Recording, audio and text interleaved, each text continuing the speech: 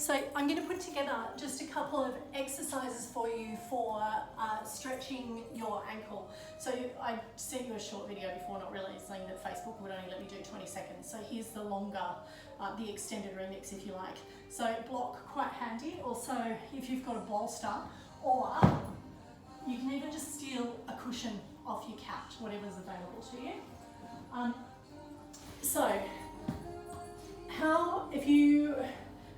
This is probably the first port of call. This is hero's pose, and the reason we use this is that we're opening up through the front of the shins. And I'm going to give you a couple of exercises, so opening up through the front of the shin and stretching into the toes. So this is your first port of call here. So if you feel quite comfortable with this being open, you're just going to start to sink the hips back into the heels, and you're going to squeeze the knees towards each other. So you're activating the adductors on the inside of the thigh, and you've got a little bit of abdominal or core activation here as well. Lengthen the crown of head up towards the sky. So you're actually kind of leaning back in this space. So that's going to apply a little bit of pressure to the front of the feet there and start to open up through the front of the feet. If this is quite comfortable for you, the next step is to move into lifting the knees up off the earth. So after my little motorcycle, my scooter bingle the other day where 3 weeks ago now, where I burnt my leg, I actually got a scratch on the inside of my ankle. So kind of a gouge on the inside of my ankle. So I can feel this quite fiercely in my left ankle. My toes are together underneath me. So if you were to look at my toes from here, everything's kind of squeezing together underneath. It's quite a compact position. So if that's quite stressful, just lifting the knees up and opening through the front of the feet, this is where your block or your cushion comes in handy, and you're just going to use that to take a little bit of the pressure off. So rather than using some of those very tiny weeny-whiny muscles that are in there, this gives them a little bit of a reprieve, and you're still going to get the stretch through the front of the foot, but without applying or without creating too much tension in the region or in that area of the foot. So you can still toes down to the mat, squeezing the heels together, and you can use the hands here to find where those places of tension are, and a little bit of movement here, lifting the knees from the block and just feeling that opening. And when you get to the point that is probably the most challenging point, so wherever you find that sticking space, and for me it's about here, just stay here for the count of 5 and breathe through that. So 5, inhale, exhale, and go through that. So then taking the block out from underneath and noticing how nice that feels now with that little bit of a reprieve. And the second one is coming in here and a little bit of a toe stretch. So my toes are tucked underneath, and I take that place from tabletop, and I'm going to sit back into my heels. Now, not only are we opening up through the toes here and through the feet, which is going to be really, really helpful for balancing and downward facing dog, but you're also going to get a little bit of a stretch into the ankle here. So again, drawing tummy to spine, crown of the head towards the sky. If this is a really challenging space for you, I wanted to throw a block at my first yoga teacher that ever gave me this exercise, and it was in a yin class, so she made us hold it for 3 minutes. You can take the block, the cushion, the bolster, and pop that underneath the toes. So that's going to start to open up through the foot. Again, I'm squeezing towards the midline here, so like finding that squeeze into the adductors. And I think we may have done this in practice as well. This is going to take a little bit of the pressure off. As you start to open up in the toes, you can start to lessen the space between the knees and the floor. And you can even use the hands here and just use that to slightly push back into the toes until you feel that. If you start to open up and there's a lot of space in there, just gently walk the knees back towards the toes, still squeezing everything towards the midline, drawing the belly in towards the spine, and eventually the head, the shoulders, the waist and the hips, the torso and the hips are all in one line. So you've got that whole gravitational force of the upper body working into that resistance.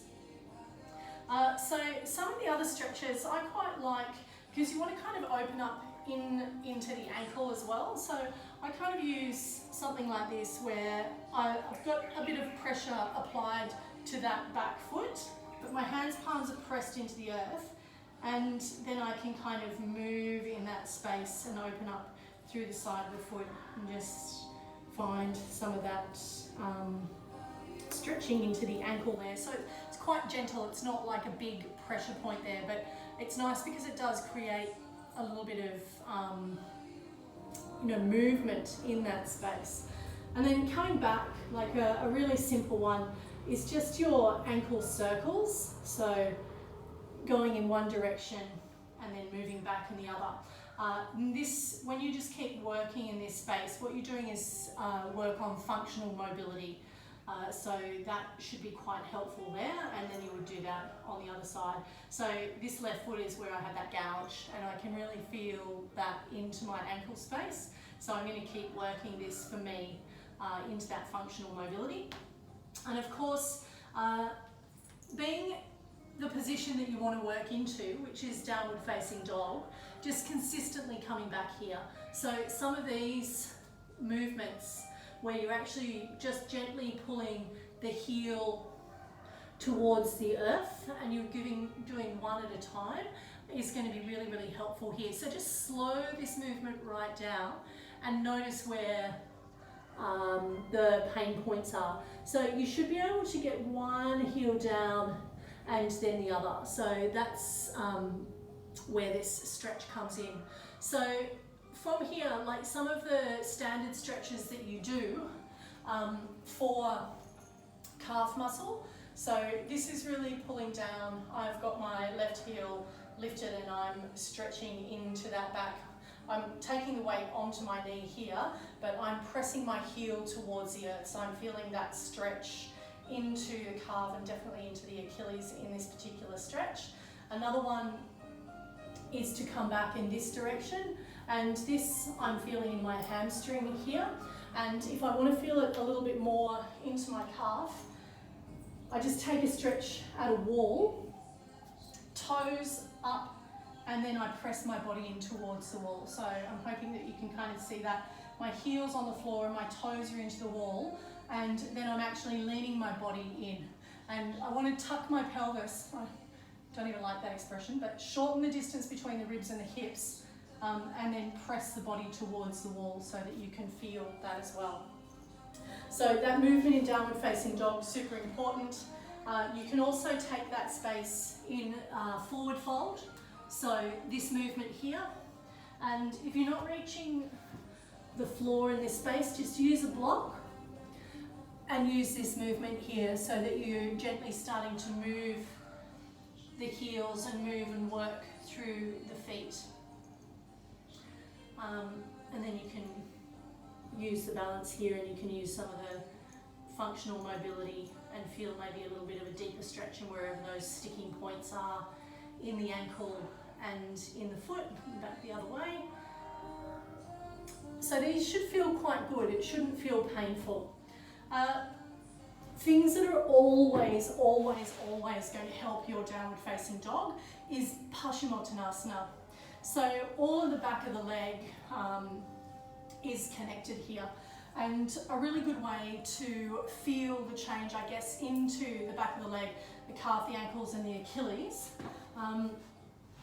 And just pretend my block is a wall, right? So I'm going to put my feet up against the wall here, and I'm going to ground the back of my legs. So it's pretty hard for me to demonstrate, otherwise I'm going to be actually talking to the wall.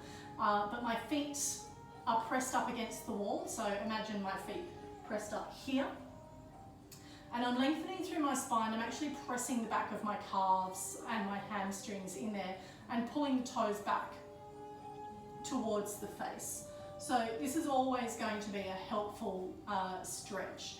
And eventually you'll start to lift the heels off, and that will be an indication that there's lengthening happening there.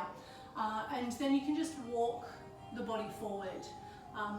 Try and keep the feet pressed into the wall here and finding that stretch wherever that might be. If you do have a block, you can do this with a block as well, just the way I'm doing it here. And feel the feet into the block and eventually you can start to lift the heels and bend back a little bit that way. But I think they're probably most of the stretches that I can think of at this point in time, or to get you started anyway. Some of the other things that you can do, like definitely like massage into the space. Like, you know, if you're sitting there and you're feeling like, oh, you know, just get some, you know, if you've got some, probably not Denka rub or anything like that, just use coconut oil, or, you know, if you've got almond oil or massage oil, you can use that. I'm not going to tell you to put Denka rub or tiger balm or anything like that on it, but you know, feeling and massaging into that space, and giving the ankle like a little bit of love and sending it love is important, and speaking to the self nicely. So not going, oh bloody hell, this really hurts, this bloody ankle, I can't fix it. You know, approaching it from a perspective of love. So saying, I love your ankle, I'm so glad that you're healing so quickly.